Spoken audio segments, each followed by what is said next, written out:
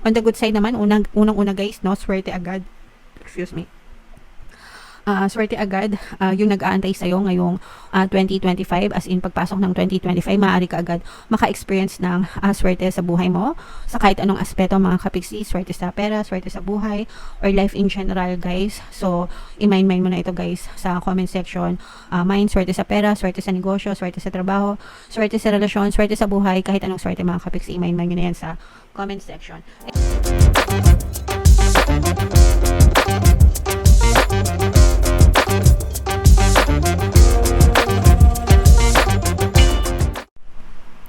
Hello guys, hello Pisces. Welcome sa inyong 2025 kapalaran reading mga kapiksi.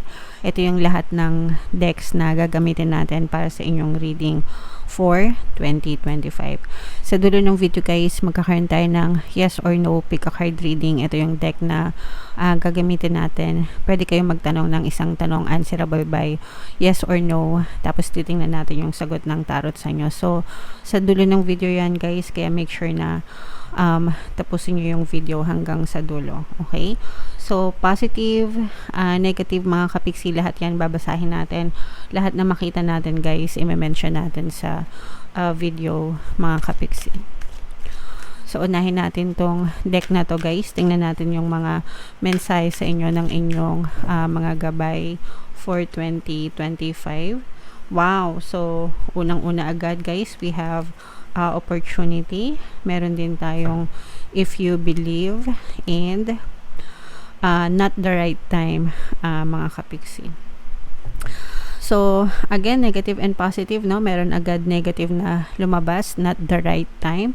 For some of you, eto guys, parang sinasabi dito guys na pakinggan nyo yung intuition nyo mga kapiksi, kasi if you have like a hunch or something, kasi yung intuition natin, gabay yan yung pamamaraan ng mga gabay natin para maggabayan tayo sa mga tamang pagdidesisyon, sa mga tamang landas na dapat nating tahakan sa buhay natin. So, if you feel na parang off yung timing, parang hindi tama yung time para sa'yo, kumbaga parang hindi kayo komportable. In short, by all means, wag kayong magdesisyon, hayaan nyo lang siya, and dadating yung tamang time, tamang pagkakataon na yung mga gabay nyo na mismo, si universe na mismo yung magpupush sa'yo para kumilos. Pero pagka nararamdaman mo na okay, hindi ngayon, hindi ako komportable, so wag nyong ipilit mga kapiksi, kasi baka it's not the right time for you. Okay?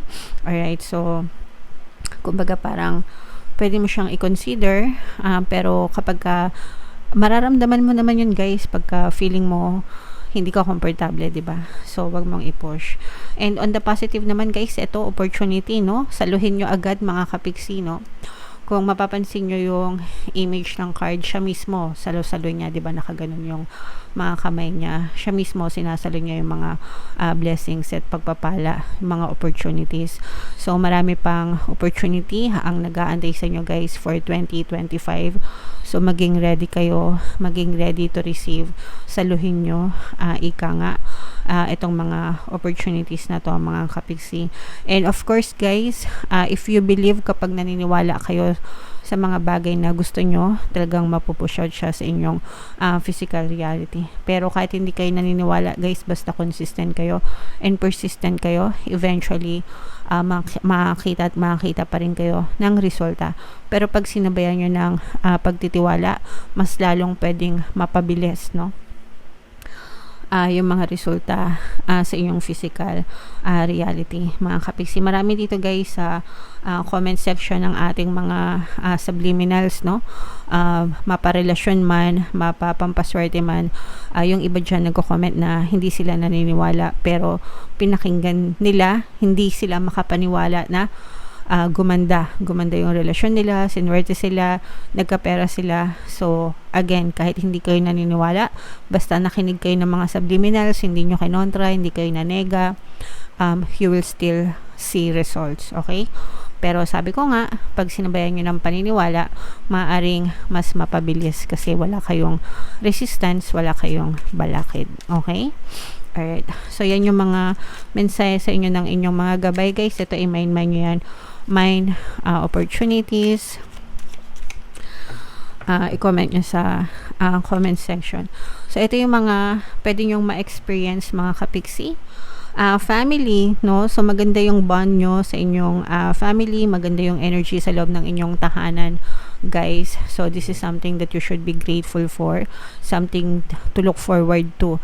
Kung kayo ay mga nagkakaroon ng problema sa relasyon within the family, mafi-fix yung mga issues na yan, guys. And lalo pang magtitibay or titibay yung pagmamahalan nyo sa isa't isa, mga kapiksi. Or you might also spend more time pa sa inyong family. Parang sinasabi din dito, guys, na i-prioritize nyo yung pamilya nyo. Kung na-take for granted nyo sila, kung napabayaan nyo sila for the past few months or years, eto na yung tamang pagkakataon para makabawi kayo sa kanila. And then we have death, mga kapiksi. Ito naman ay hindi kamatayan na literal, no? But for some of you, parang sinasabi dito na merong ganap or pangyayari sa buhay mo na hindi mapipigilan. Kagaya ng kamatayan, di ba? Kamatayan, death, hindi siya napipigilan. So, merong magaganap at magaganap sa buhay mo ngayong 2025 na hindi mo mapipigilan. Kung ano man yon, syempre positive man or negative, depende kung saan nakatuon or naka-focus yung attention nyo, mga kapiksi. Okay? Alright. So, wag kayo masyadong matakot, guys, no? It doesn't mean negative. Ibig sabihin lang, merong kaganapan na hindi maiiwasan na talagang mangyayari sa inyo. And for some of you, guys, no, with this, maaari kayo maka-experience ng some kind of failure, some kind of kahirapan or kagipitan, no? For some of you. Although, hindi naman lahat, mga kapiksi, no? Pero yung iba lang, maaari kayo maka-experience ng konting kagipitan or yun nga, yung failure, mistakes, pagkakamali, ganyan. Pwedeng meron din kayong maling desisyon, guys. Kaya nga, sabi sa inyo, kung hindi kayo komportable, ipagpaliban nyo, mga kapiksi, kasi baka meron kayong maling desisyon na magawa na magresulta sa pagkakamali or sa pagiging pagkakaroon ng problema sa kaperahan, mga kapiksi. Okay? So, mag-ingat lang kayo, guys, sa mga pagdidesisyon nyo, especially about money, mga kapiksi, about investments. Investments naman yan, usually, guys. Okay? Alright. So, comment down below, guys, if feeling nyo naka-resonate kayo dyan. Ito, guys, i-mind nyo to. Mind family, mind harmonious relationship. Yan. So, i-mind nyo rin yan, guys, sa comment section. So, what else? Tingnan pa natin gamit itong deck naman na to, mga kapiksi. Ito, this is bagyo, storm warning, pero in reverse siya. So, ibig sabihin nito, guys, for 2025, maaaring matapos yung mga problema, yung mga bagyo na pinagdaanan nyo sa buhay, no? Yung iba sa inyo, pwedeng ilang taon na kayo na problema, ilang buwan, maybe ngayong taon, nag-suffer kayo or for the past few years. Pwedeng yung iba nung pandemic pa or simula pa nung pandemic, guys. Pero ngayong 2025, matatapos na yung bagyo, matatapos na yung mga paghihirap na pinagdaanan nyo, mga kapiksi. And syempre, sometimes meron pa yung mga buntot, di ba? Yung mga tinatawag na buntot ng bagyo. May mga habagat pa, di ba? Pwedeng may ma-experience pa rin kayo na konting paghihirap, kaya nga meron tong energy na to. Pero ang importante is parang nalampasan nyo na yung hagupit, no? Yung pinaka-climax nung kahirapan, nung pinaka-problema. So, and syempre, unti-unti, after ng bagyo, unti-unti rin kayong makaka-recover, mga kapiksi, sa buhay nyo. So, mag-focus kayo dun sa recovery, mag-focus kayo dun sa pagtayo nyo ulit, mga kapiksi. Okay? Diba? Ganun naman yon, guys, pagka binabagyo or binabaha tayo, diba? Ang ginagawa natin, naglilimas, naglilinis, diba? Tapos unti-unti bumabangon ulit. Depende kung gaano kalakas or kalaki yung damage ng bagyo na nagawa sa atin, diba? Ito, mag-ingat kayo. This is a very dangerous energy, hostilities. Ito yung mga bad energies, mga kailangan nyong pag-ingatan. So, ibig sabihin, mag-ingat kayo sa mga tao, maaaring may mga mapagsamantalang tao. Ito, guys, pwedeng ito rin yung dahilan kung bakit problema kayo sa pera. Baka ma-scam kayo, guys, or maisahan kayo, pwedeng matakbuhan kayo sa pera, kaya dapat mag-ingat talaga kayo sa mga pagdidesisyon nyo, sa mga taong pinagkakatiwalaan nyo. Especially sa pera. Pwedeng ito rin yung inevitable na experience, no? Kumbaga parang baka hindi mo maiwasan. Baka somewhere nagbabalat kayo kaya hindi nyo nakilala, 'di ba? Yung mga ano ba tawag dito, guys? Parang chameleon, parang doble cara, yan, mga doble cara, no? Kala mo mababait, no? Usually sa mga kakilala yan, 'di ba? Mga kaibigan, kamag-anak, kakilala, akala mo mababait, yun pala has traidor, 'di ba? So doon kayo mas lalong mag-ingat, mga kapiksi, kasi pag stranger, automatic yan, nagbi-build ka agad ng wall, no? Pag di mo kilala, medyo maingat ka talaga, pero pagkakilala mo, minsan mahirap mag-filter. So make sure na lang, guys, na mag-ingat kayo palagi, no?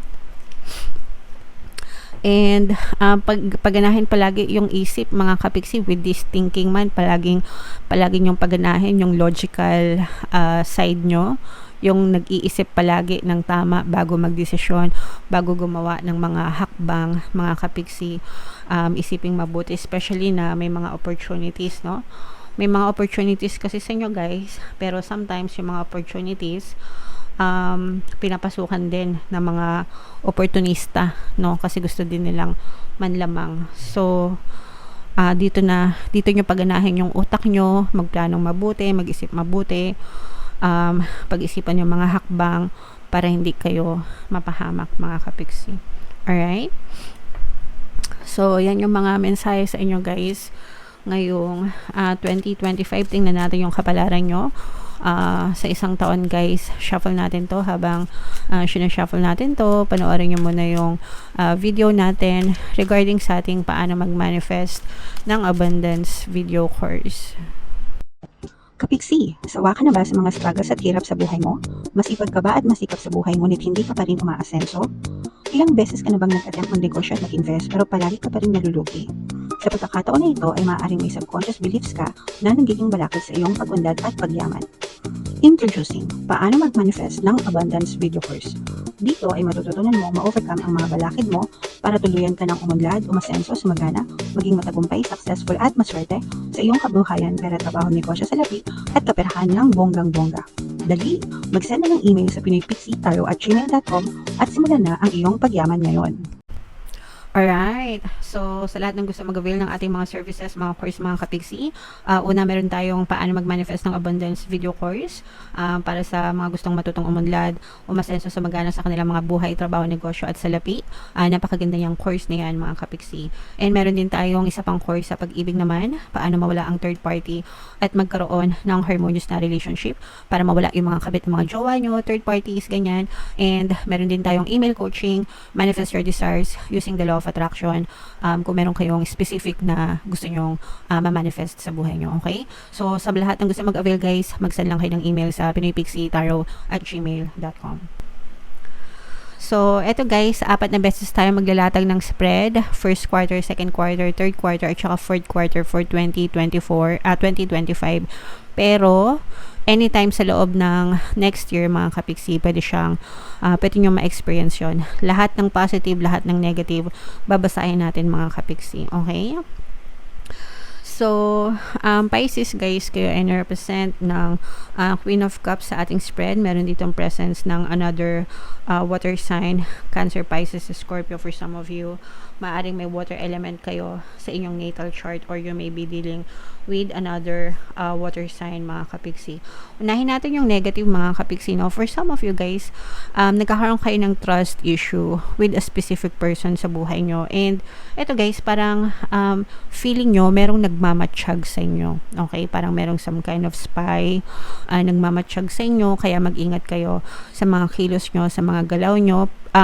most probably sa trabaho mga kapiksi, lalo na kung ang mga kasamahan nyo sa trabaho ay parang ibang lahi, mga dayuhan, ganyan. Kung let's say for example yan sa ibang bansa kayo, or kahit hindi dayuhan guys, kahit ng kalahi nyo, kapwa Pilipino, ganyan, mag-ingat kayo sa mga pagkilos nyo kasi parang may nag-i-spy sa nyo mga kapiksi. So kung may mga dapat kayong talikuran, yung mga marites ganyan, yung mga chismisan, iwasan nyo yun mga kapiksi kasi baka maggamit yun against you. So kailangan nyo i-display yung pagiging professional nyo palagi pagdating sa workplace mga kapiksi. Okay, kasi parang merong tao na gustong manira sa iyo and hahanapan ka nito ng fault, no? Hahanapan ka ng dumi, kumbaga, para magamit against you. Okay? On the good side naman, unang-una guys, no, swerte agad. Excuse me. Swerte agad yung nag-aantay sa'yo ngayong 2025, as in pagpasok ng 2025, maaari ka agad maka-experience ng swerte sa buhay mo sa kahit anong aspeto mga kapiksi, swerte sa pera, swerte sa buhay, or life in general guys. So i-mind mo na ito guys sa comment section. Swerte sa pera, swerte sa negosyo, swerte sa trabaho, swerte sa relasyon, swerte sa buhay, kahit anong swerte mga kapiksi, i-mind nyo na yan sa comment section. And for some of you, ito yung sinasabi natin na recovery, no? Kasi di ba yung iba sa inyo maaaring matapos yung mga bagyo kagaya nga ng sinasabi ko. So, simula pa lang ng 2025 mga kapiksi, makaka-experience na kayo ng mga bagong simula, recover, pagbangon sa buhay nyo mga kapiksi. So, parang very excited kayo na simulan yung 2025 and magsisimula ulit kayo ng bagong buhay, pagbangon. And also for some of you, maaari may magparamdam from your past mga kapiksi, somebody na nagawan kayo ng hindi maganda or nagkaroon kayo ng issues with, pwedeng mga ex-jowa nyo, ex-person, pwede rin mga ex-colleagues nyo, mga ex-best friend nyo, ganyan, whomever mga kapiksi, pero maaaring may marikindle na relasyon ngayong 2025 mga kapiksi. Okay? So yan, i-mind nyo yan guys, itong swerte, itong recovery, itong rekindle, pagbabalik, yan, i-mind nyo yan sa comment section. So lahat ilatag ulit natin, next spread naman mga kabigsi. Lahat ng positive guys, no, i-mind nyo sa comment section, wag nyong kalimutan. Tapos pwede nyo itong panoorin ng paulit-ulit, no. Panoorin nyo ngayon bago matapos yung 2024, pagpasok ng 2025, yan, and for the rest of 2025 para ma-refresh sa inyo. So ito guys, medyo may karamihan yung konting negative, no? Unang-una, ito yung mga energy ng manloloko, deceptive energy guys, 'di ba yung kagaya nung sinabi natin sa inyo, ito dangerous energy. Maaring maisahan kayo, mapaglamangan or malamangan. Maaring may manlamang sa inyo guys, no? May manlalamang sa inyo or malamangan kayo, maskam kayo, maloko kayo. So medyo again, paalala, mag-ingat kayo sa mga pagdedesisyon nyo guys sa 2025, kung ano man yung kailangan nyo pagdesisyonan, especially pagdating sa investment or sa negosyo mga kapiksi. Maaari kayong, baka may mag-alok sa'yo na business partnership or what, okay lang naman yon, pero kailangan pag-aralan nyo muna para hindi kayo mapahamak or mabiktima ng panloloko. For some of you, medyo merong konting stress na may experience kayo. Parang itong stress na to guys, this is more of like a competition. Kagaya nga nung sinasabi ko sa inyo na merong matang nakatingin sa inyo, may nag-i-spy sa inyo mga kapiksi. So medyo stressful ito kasi parang feeling nyo lahat ng kilos nyo, lahat ng galaw nyo is minamatyagan. And even na dumadating dun sa point na parang hindi nyo na alam kung ano yung next step na gagawin nyo, ganyan. At saka parang ano kayo dito, parang very stressful yung energy na nararamdaman nyo dahil dito kasi parang you're walking on eggshells. Ibig sabihin parang hindi kayo mapakali, no? Na palaging may mga matang nakatingin sa inyo. Kaya nga sabi ko, guys, always be careful. Kasi parang naka-ready ito na dakmain ka, or naka-ready ito na hanapan ka ng fault every time.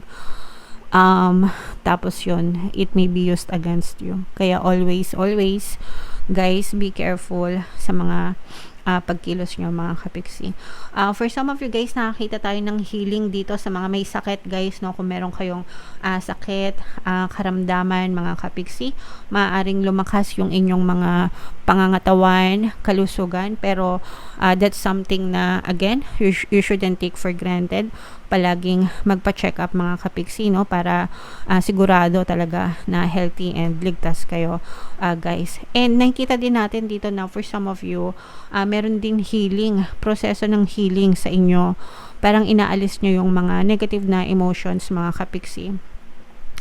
And you are, parang mas magiging generous ka, guys, no? Mas magiging generous ka, mas magiging maunawain ka, mapagmahal, magiging mahaba yung pasensya mo for 2025. And dahil doon, parang mas lumalakas yung energy mo. Okay? So, good yan, mga kapiksi.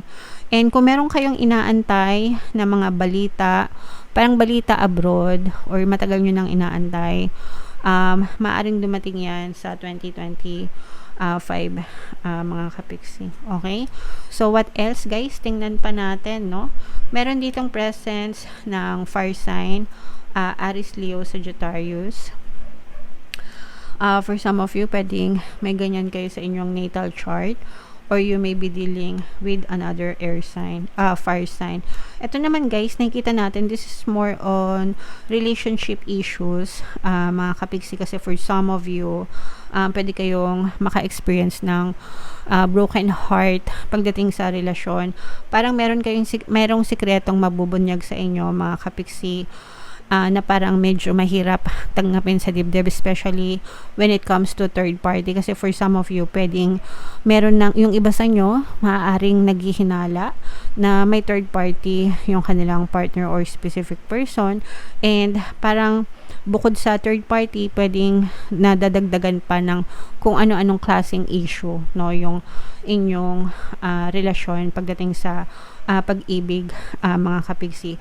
Pero ang maganda naman dito, ang maganda is nare-reveal sa'yo. Ibig sabihin, pag nare-reveal, malalaman mo talaga kung totoong may third party or wala. Okay? And malalaman mo talaga kung sincere or hindi itong person na to sa'yo. Pero ang good side naman dito, regardless, kahit may third party or wala, you will begin to love yourself more, no? Parang marirealize mo sa 2025 yung totoong worth mo, yung totoong value mo, no? And parang mas magfo-focus ka sa self-love, tsaka tutulungan mo yung sarili mo na makabangon.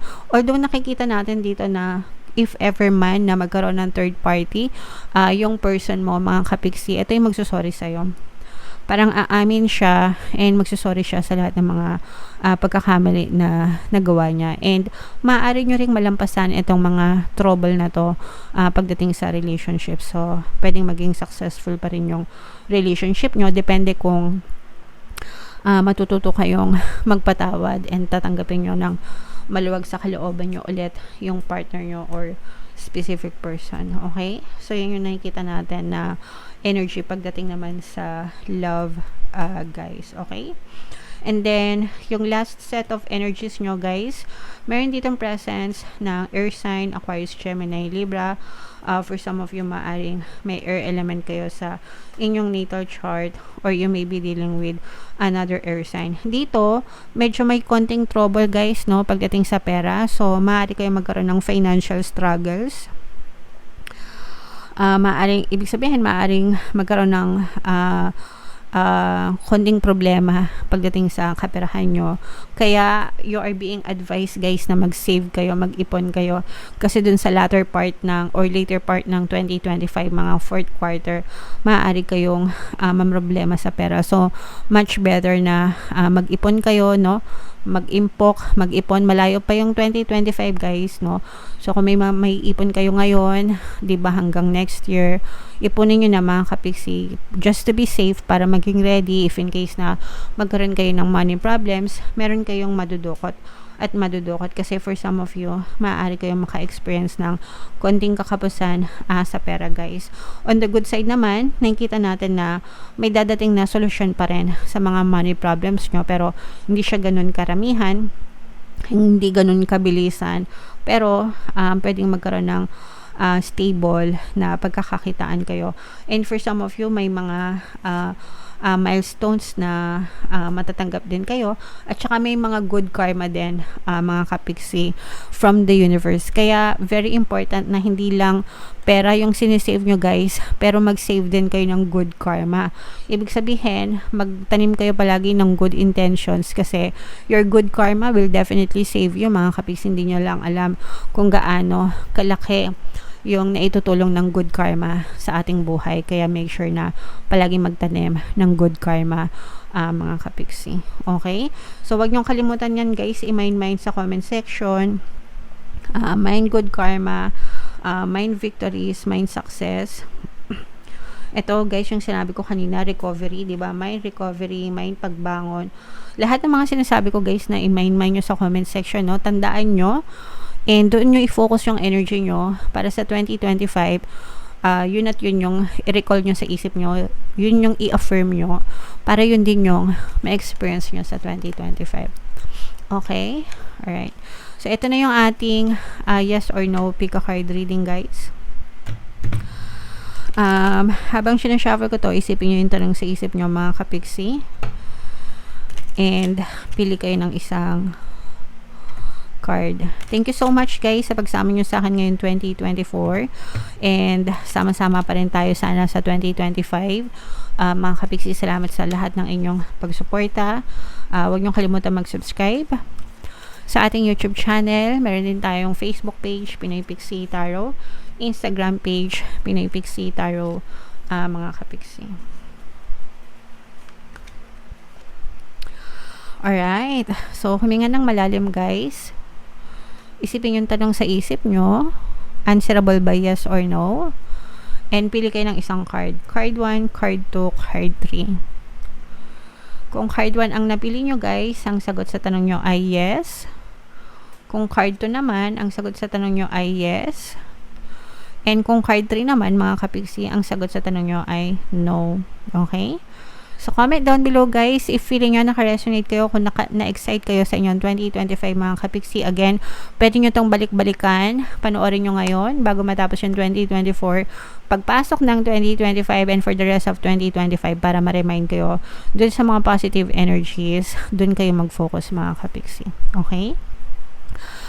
If ever hindi kayo naka-resonate dito, guys, try yung panoorin itong ating 2025 pick a card kapalaran, and ito naman yung ating success stories ng paano mag-manifest ng abundance video course. Click here to subscribe, guys, and ito yung ating mga pampaswerte subliminals. Thank you for liking, sharing, and subscribing, and see you again next time. I love you all, guys. Have a nice day. Bye-bye.